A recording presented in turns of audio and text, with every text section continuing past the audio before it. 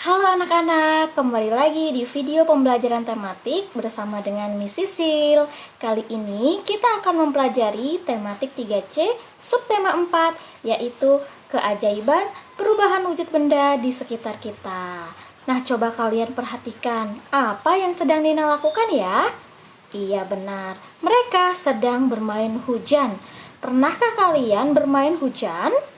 Kira-kira hujan itu datangnya dari mana ya? Mengapa bisa terjadi hujan? Kita akan pelajari di dalam video ini. Simak dan perhatikan video ini dengan baik ya. Selain tentang proses terjadinya hujan, kita juga akan mempelajari tentang proses terjadinya kabut, proses pembuatan gula, proses pembuatan coklat, dan tentang satuan waktu.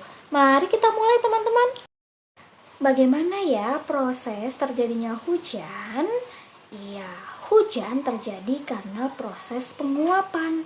Air laut dan juga air yang berada di dalam tanaman itu akan menguap karena terkena panas dari sinar matahari. Ketika dia menguap teman-teman, uapnya itu dalam bentuk gas. Air laut yang menguap dinamakan evaporasi. Sedangkan air yang berada di dalam tanaman yang akan menguap namanya adalah transpirasi. Uap air itu yang bentuknya gas akan menuju ke langit dan membentuk awan. Ketika dia membentuk awan namanya adalah kondensasi. Jadi di dalam awan itu isinya uap air ya teman-teman.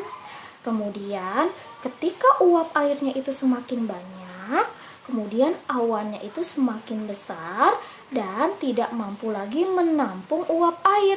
Si awan ini mulai keberatan dan saking banyaknya uap air yang ada di dalam awan, uap air ini mengalami pendinginan sehingga akan berubah menjadi titik air. Ketika si awan sudah tidak mampu menampung uap air, titik air ini akan jatuh ke bumi. Namanya adalah presipitasi atau kita kenal dengan hujan. Saat airnya jatuh ke bumi, air itu akan menyerap ke dalam tanah dan mengalir lagi ke laut atau nama lainnya adalah infiltrasi. Wah, prosesnya panjang ya teman-teman. Nah, dari penjelasan itu kita mengenal dengan 5 istilah, yaitu evaporasi, artinya penguapan air laut.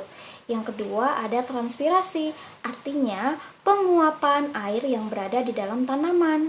Yang ketiga kondensasi, artinya proses terbentuknya awan. Yang keempat ada presipitasi, yang artinya jatuhnya air ke bumi. Dan yang kelima, infiltrasi adalah proses penyerapan air ke dalam tanah dan mengalir ke laut. Nah, teman-teman, supaya lebih mudah kita bisa mengingat proses daur air atau terjadinya hujan dengan lagu. Lagu yang akan kita nyanyikan nadanya sesuai dengan nada Kalau Kau Suka Hati. Tahu kan kalian? Dengarkan Miss ya. Penguapan itu evaporasi, menjadi awan itu kondensasi, air jatuh ke bumi itu presipitasi, air menyerap itu infiltrasi. Sekali lagi ya, penguapan itu evaporasi, menjadi awan itu kondensasi, air jatuh ke bumi itu presipitasi, air menyerap itu infiltrasi. Mudah ya? Coba kalian nyanyikan sendiri ya. Nah, yang kedua adalah proses terjadinya kabut. Kabut biasa terjadi di pagi hari atau sore hari. Pernahkah kalian misalnya berjalan di daerah pegunungan, kemudian jalanan kalian itu seperti tertutup asap? Ya, itu adalah kabut teman-teman. Kabut adalah uap air atau gas yang melayang-layang di udara. Dari mana kabut itu berasal? Kabut berasal dari proses penguapan. Air laut yang tadi terkena sinar matahari, dia akan menguap dan menuju ke langit. Nah, Nah, uap air itu sangat ringan teman-teman, dan dia bisa melayang-layang di udara. Nah, kalau misalnya uap air yang ringan itu, dia berubah jadi kabut dan akan melayang-layang di atas tanah. Yang ketiga, proses pembuatan gula. Wah, siapa di sini yang suka makan manis? Pasti semua suka makan manis. Manis yang kita rasakan berasal dari gula. Bagaimana ya proses pembuatan gula? Yang pertama, gula itu terbuat dari tebu. Tebu yang baik adalah tebu yang matang, segar, dan juga yang bersih. Tebu itu nanti akan dipotong-potong dan akan digiling. Nah, saat digiling, tebu itu akan mengeluarkan cairan. Cairan itu namanya nira. Nah, kemudian nira ini akan diproses dan akan dibersihkan dari kotoran-kotoran. Nah, setelah air niranya itu bersih, akan dimasak lagi teman-teman dan akan menjadi uap atau prosesnya namanya adalah penguapan atau evaporasi. Kemudian selanjutnya adalah proses kristalisasi. Air nira tadi yang kental akan dimasukkan ke dalam wadah dan dimasak kembali sehingga uapnya itu akan berubah jadi titik-titik gula atau kristal-kristal gula. Nah, tahap akhirnya adalah pengeringan dan juga pendinginan.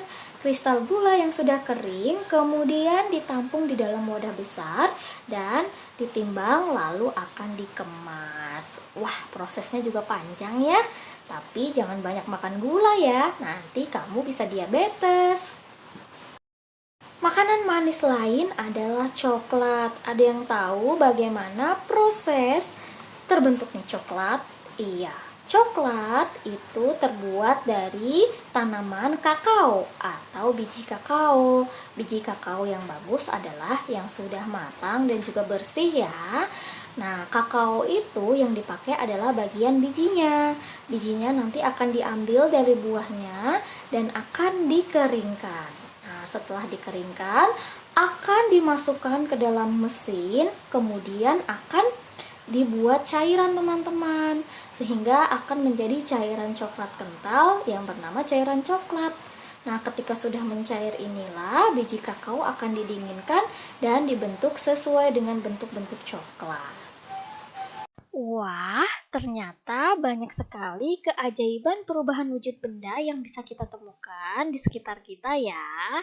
Nah, teman-teman, materi selanjutnya yaitu tentang satuan waktu. Di sini ada Nina dan ibunya yang sedang membuat coklat. Mari kita baca apa yang Nina akan hitung. Ibu dan Nina memerlukan waktu 1 jam 20 menit untuk membuat adonan dan mencetak coklat. Coklat yang sudah dicetak kemudian dimasukkan ke dalam kulkas. Setelah 1 jam 45 menit, coklat sudah memadat. Berapa total waktu yang dibutuhkan Ibu dan Nina untuk membuat coklat sampai benar-benar jadi? Ayo kita bantu Nina teman-teman untuk menghitung. Nah, kita bisa menggunakan cara yaitu penjumlahan. Pertama, kita tulis dulu waktu yang Nina butuhkan untuk membuat adonan dan mencetaknya, yaitu 1 jam 20 menit. Kemudian kita tambah dengan waktu dimasukkan ke dalam kulkas, 1 jam 45 menit. Kita beri garis lalu ditambah. Kita hitung dari belakang ya. 20 ditambah 45 sama dengan 65 menit. 1 jam ditambah 1 jam sama dengan 2 jam. Sehingga 2 jam 65 menit. Tapi kita harus ingat teman-teman, 1 jam itu adalah batasnya 60 menit. Karena di sini 65 menit berarti kita pisahkan dulu. 65 menit itu 60 menit ditambah 5 menit. Nah, 60 menit di sini artinya 1 jam. Jadi kalau kita ubah 1 jam 5 menit, maka 2 jam ditambah 1 jam ditambah 5 menit sama dengan 3 jam 5 menit. Mudah ya? Yang penting kita harus ingat satuan waktunya 1 jam batasnya 60 menit. Nah, sekian pembelajaran kita. Kita lanjutkan di sesi Zoom ya. Terima kasih teman-teman.